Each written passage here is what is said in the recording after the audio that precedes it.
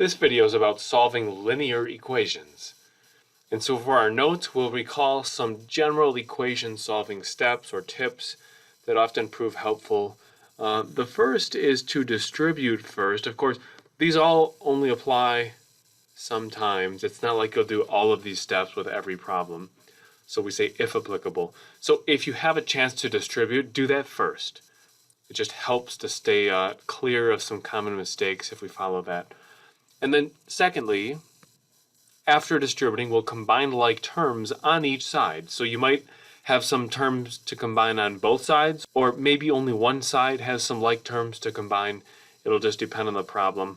But we'll do that per side. So the left and right side of the equation, we'll each combine those terms. Then, possibly in this same step, if we have fractions floating around, we could possibly clear them.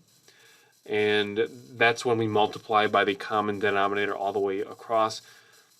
And then after doing that, our third step will be to get the variable alone. Now, sometimes you might have a variable on both sides and sometimes only on one side.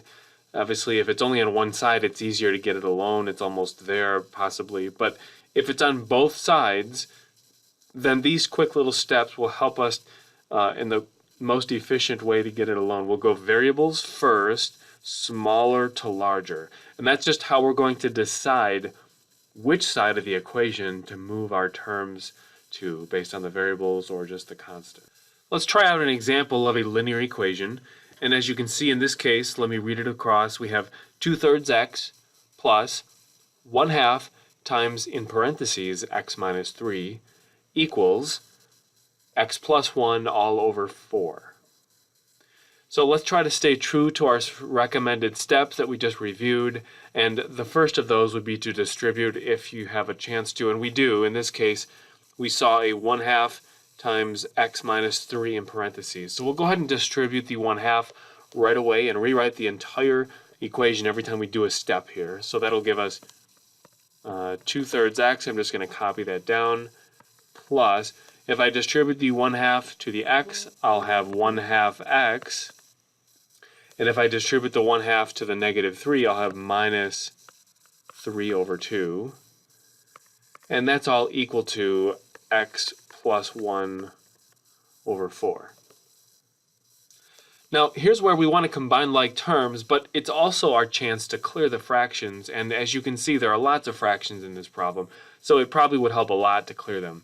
Just as a review, to clear fractions, we'll multiply by the LCD of all the denominators across all the terms. So with denominators being 3, 2, 2, and 4, our LCD should be 12. And if I multiply all terms by 12, let me rewrite one step to get that done. I'm going to copy all the original terms I have at this previous step down, but I'm going to be multiplying them all by 12, or you could say 12 over 1, just to be super clear on that. So we're just copying all the way across, 12 times all the original terms from the previous step, which I'm putting in parentheses. It's good to stay organized like that.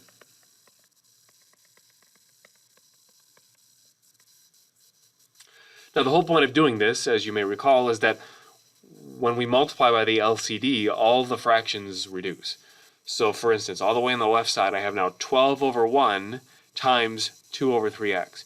Well, the 12 and the 3 I can reduce. Dividing those each by 3 would give me a 4 over a 1, which means this entire first term is really 4 times 2x, or 8x.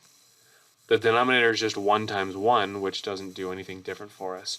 So 8x is it. We move on to the next, where 12 over 2 is really 6, so 6x minus, moving on, same thing here, 12 over 2 is really 6, but then I multiply the 6 by the 3 I had there originally to get minus 18 equals, and then all the way on the right side now, 12 over 4 will reduce to 3 over 1, and then I'll distribute the 3 into the x plus 1 to get 3x plus 3. Notice, no more fractions. It's like magic. But we do have to continue to get x alone. And so we'll continue with our next steps of combining like terms. Notice I have an 8x plus 6x on the left side. Combining those will give me 14x, and then keep the minus 18, equals, on the right side we just have 3x plus 3.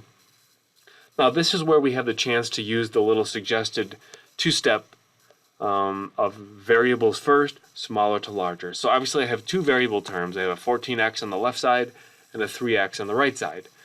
I want to deal with those terms first before I mess with the negative 18 or the 3. Variables first, and always move the smaller to the larger.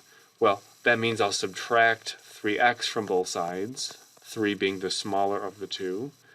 Those will cancel. On the left side then, 14x minus 3x will give us 11x minus 18 equals, on the right side I only have now a 3. These 3 x's were wiped out by subtracting 3x previously.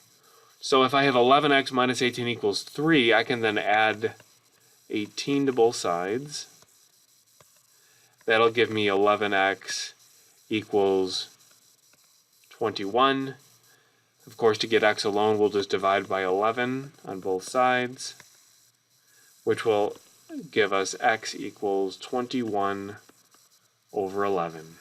Always reduce, but this one's not reducible, so we'll stop right there.